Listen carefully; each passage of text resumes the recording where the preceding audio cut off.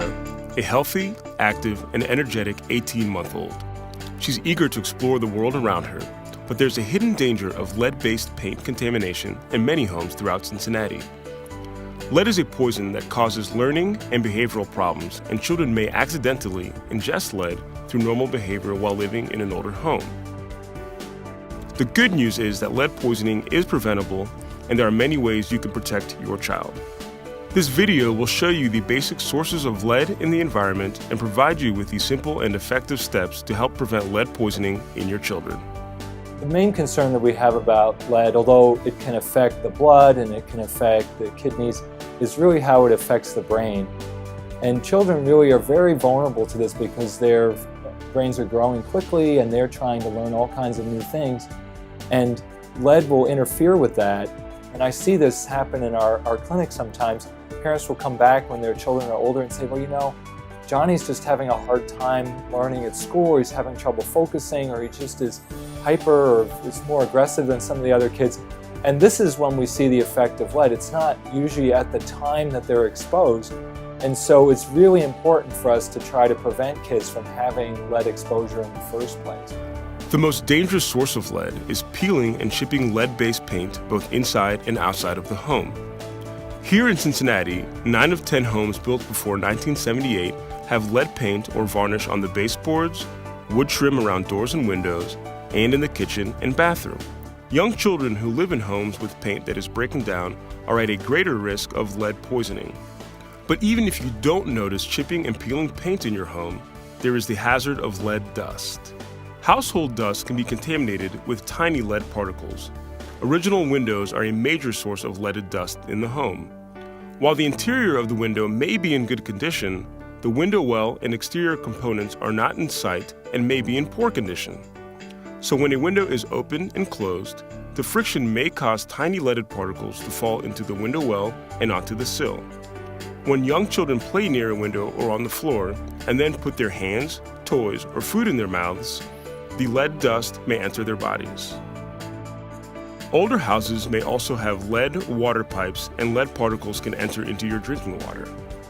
Copper pipes may also contain lead solder, which can also be hazardous to your young children.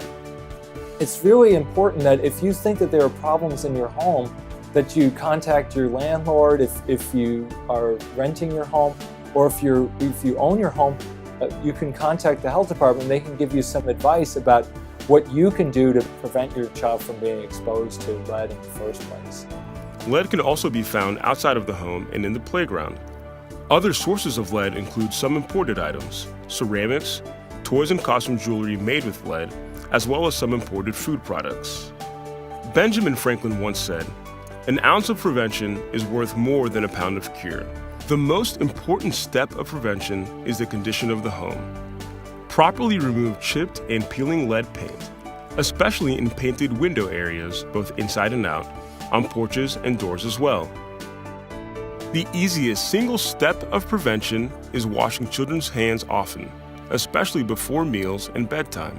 Keep your child's fingernails trimmed so lead dust does not collect under their nails.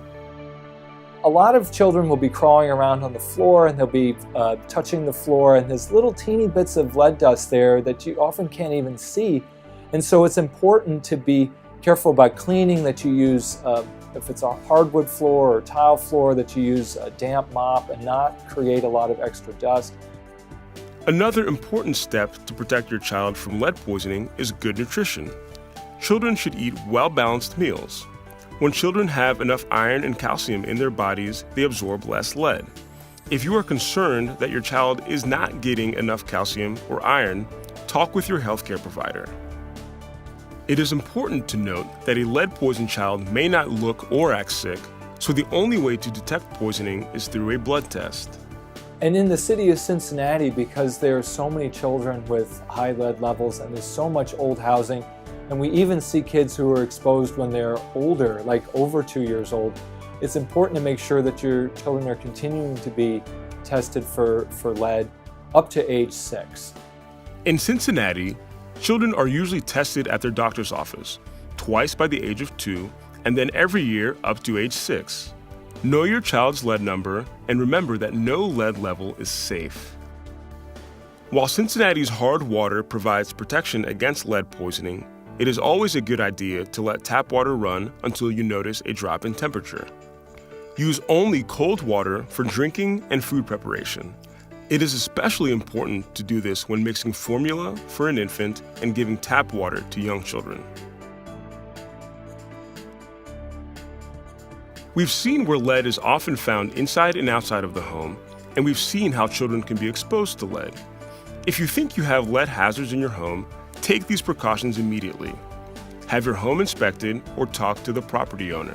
Remember, lead-poisoned children often look and act healthy and show no visible symptoms. Remember prevention.